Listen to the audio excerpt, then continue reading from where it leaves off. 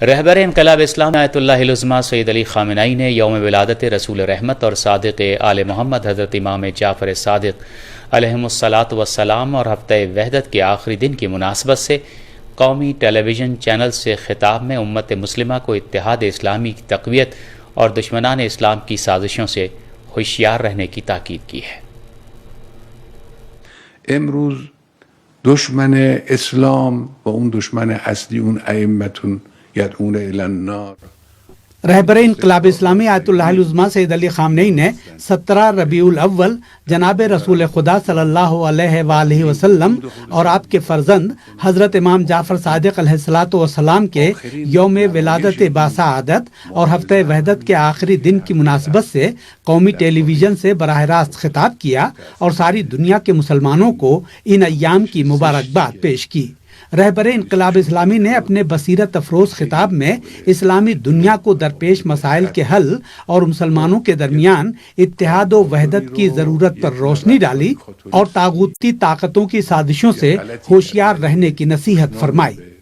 آیت اللہ العظمہ سید علی خامنئی نے فرمایا کہ امام خمینی رحمۃ اللہ علیہ نے وحدت کی بنیاد رکھی تھی اور اس کی ضرورت موجودہ حالات میں پوری طرح واضح ہو چکی ہے۔ آپ نے فرمایا کہ آج فلسطین سے لے کر کشمیر تک جو حوادث اور واقعات رونما ہو رہے ہیں اور مسلم ممالک کے درمیان جس قسم کے اختلافات دکھائی دے رہے ہیں، ان سے واضح ہو جاتا ہے کہ اسلامی دنیا کے درمیان اتحاد کتنا اہم اور قیمتی ہے، اور اگر اتحاد ہوتا تو یہ حوادث اور واقعات پیش نہ آتے۔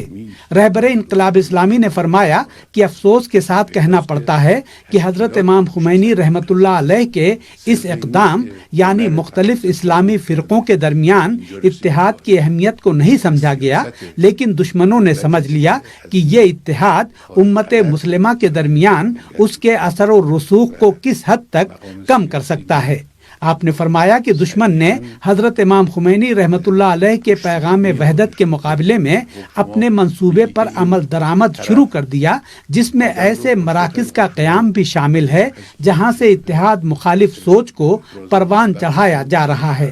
آیت اللہ العظمہ سید علی خامنئی نے اس بات پر تاکید فرمائی کہ آج عالمی سامراج اور بین الاقوامی صہیونزم ہی عالم اسلام کا اصلی دشمن ہے، جو پوری قوت کے ساتھ اسلام پر حملے کر رہا ہے، اور اس کی تازہ ترین مثال ایک ہفتے قبل پیرس میں نظر آئی، جہاں ایک کارٹونسٹ نے گھناؤنے خاکوں کے ذریعے پیغمبر اکرم صلی اللہ علیہ وآلہ وسلم کی شان میں گستاخی کی۔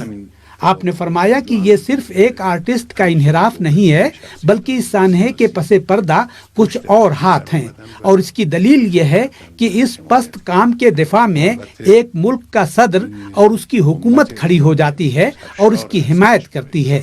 رہبر انقلاب اسلامی نے فرمایا کہ فرانسیسی حکومت واقعے کو انسانی حقوق اور آزادی بیان سے جوڑنے کی کوشش کر رہی ہے، اور یہ وہی پالیسی ہے جس کی وجہ سے دنیا بھر میں وحشی ترین دہشت گردوں نے جنم لیا ہے۔ آیت اللہ العظمہ سید علی خامنئی نے امریکی انتخابات کی طرف اشارہ کرتے ہوئے فرمایا کہ امریکہ کے تعلق سے ہماری پالیسی پوری طرح واضح اور منطقی ہے، اور کسی شخص کے آنے اور جانے سے ہماری پالیسی میں کوئی تبدیلی نہیں آئے گی۔ آپ نے فرمایا کہ امریکہ میں کون صدر بنتا ہے، اس سے ہماری پالیسی پر کوئی اثر پڑنے والا نہیں ہے۔ رہبر انقلاب اسلامی آیت اللہ العظمہ سید علی خامنئی نے امریکہ کو وقت کا فرعون قرار دیتے ہوئے فرمایا کہ آج امریکہ اپنی سرزمین پر قانع نہیں ہے، بلکہ دیگر ملکوں میں مداخلت کرنے، جنگ کی آگ بھڑکانے اور اڈے بنانے میں مصروف ہے۔